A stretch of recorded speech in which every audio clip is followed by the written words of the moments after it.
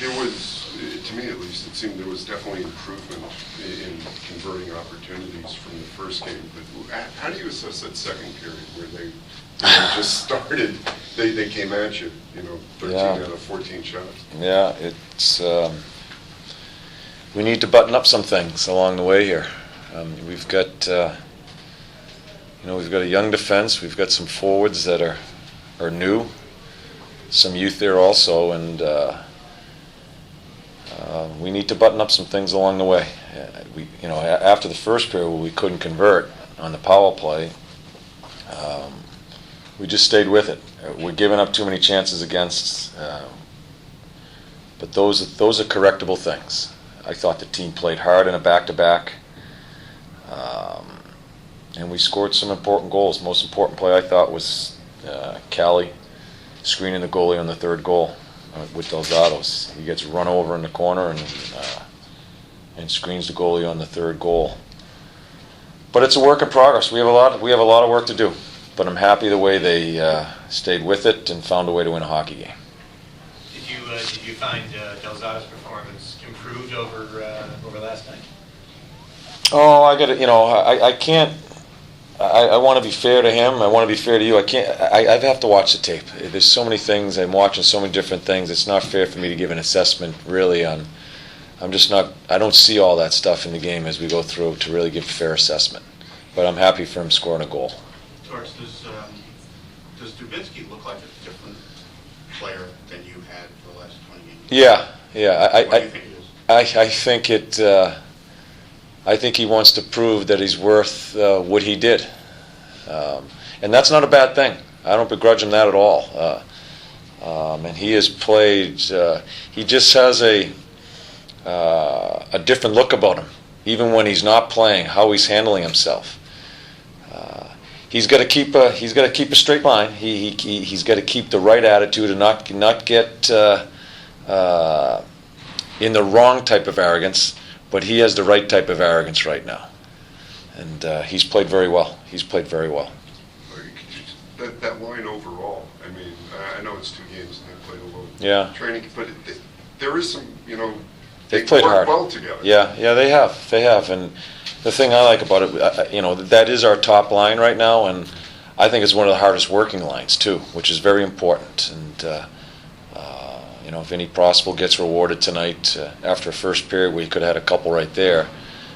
They've played hard. They have played very well, and that's important if you want to start winning consistently. I think your top players have to be your hardest workers. You mentioned not being able to convert on the power play in the first period. Yeah.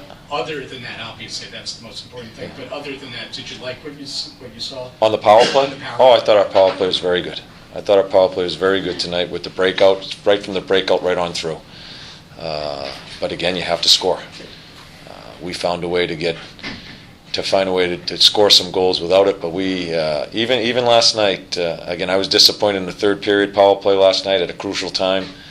But we had a couple out of those 4. I thought we moved the puck very well and ended up with some chances. We just haven't converted. So we're going to stay with it. John, you put in the full playbook this year. You got a lot of new faces on the team. Vinny Prospel knows you as well as anybody in this room. How important has it been to have him to help out some of the new guys who maybe aren't quite up to the speed yet? Well, I think he's going to prove to be very important. I'm not sure if it's happened already. We're trying to define how we're going to play. Again, we get involved in it a little bit in the second period. We're just trading chances and we're losing our high man and all that stuff that we talked about prior to the game.